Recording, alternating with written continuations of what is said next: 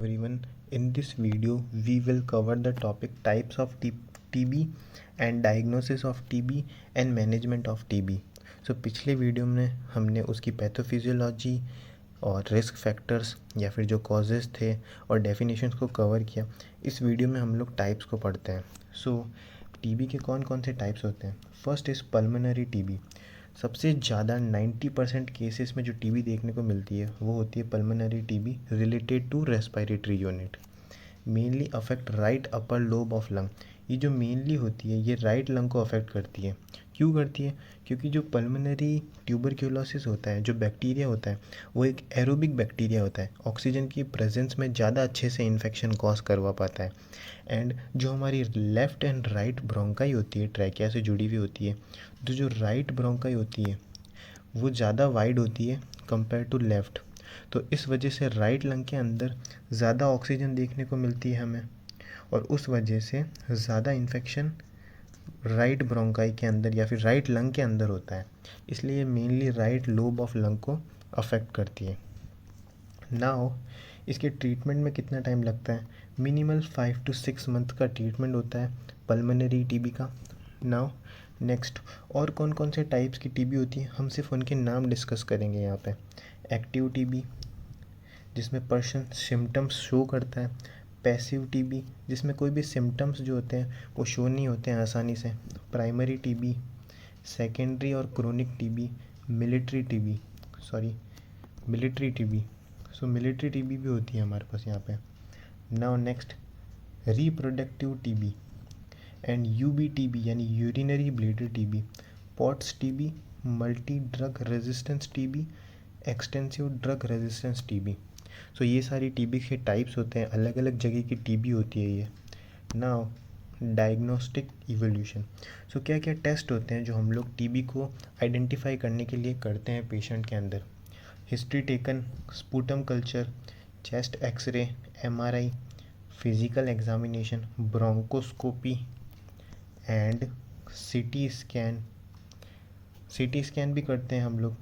And कुछ और test होते हैं जैसे कि गोल्ड टेस्ट एंड परक्वेट test and CBNAAT test and many more. Now medical managements. तो क्या क्या मेडिकल मैनेजमेंट्स होते हैं? मेडिकल मैनेजमेंट्स के अंदर हम दो टाइप की ड्रग्स देते हैं, first line drugs and next is second line drugs. So first line drugs के अंदर कौन कौन सी ड्रग्स आती है? Isoniazid, rifampicin, ethambutol, pyrazinamide, streptomycin. Now अब बात करेंगे सेकेंड लाइन ड्रग्स के बारे में। Thioacetazone, capreomycin, amikacin, gentamicin, para amino salicylic acid and kanamycin. ये सारी सेकेंड लाइन ड्रग्स होती है। Now nursing managements. तो क्या क्या रोल ऑफ नर्स या नर्सिंग मैनेजमेंट रहते हैं ट्यूबरक्यूलोसिस के पेशेंट के लिए?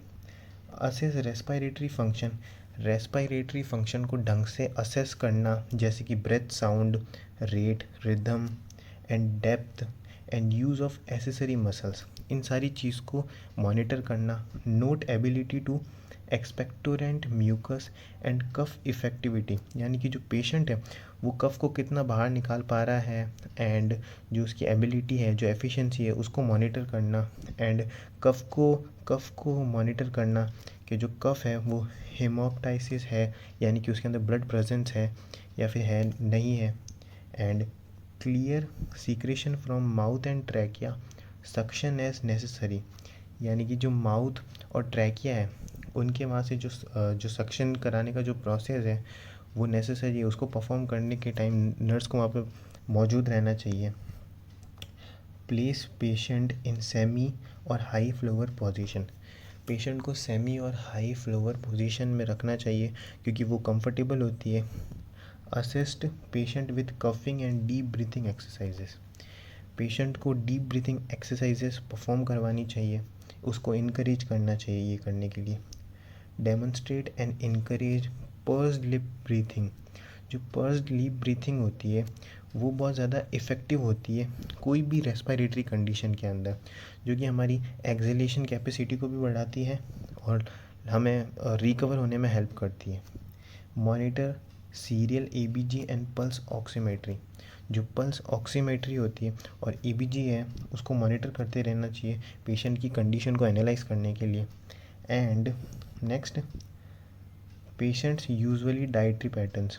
ओके, यानी कि जो पेशेंट्स के डाइटरी पैटर्न्स होते हैं उनको मॉनिटर करना, पेशेंट के लिए एक डाइट प्लान करना डाइटिशियन की हेल्प से, and monitor input output chart and weight periodically, weight को मॉनिटर करना और इनपुट और आउटपुट चार्ट को मॉनिटर करना। सो आई होप आपको समझ आया होगा। समझ आया तो वीडियो को लाइक करना, शेयर करना और सब्सक्राइब करना।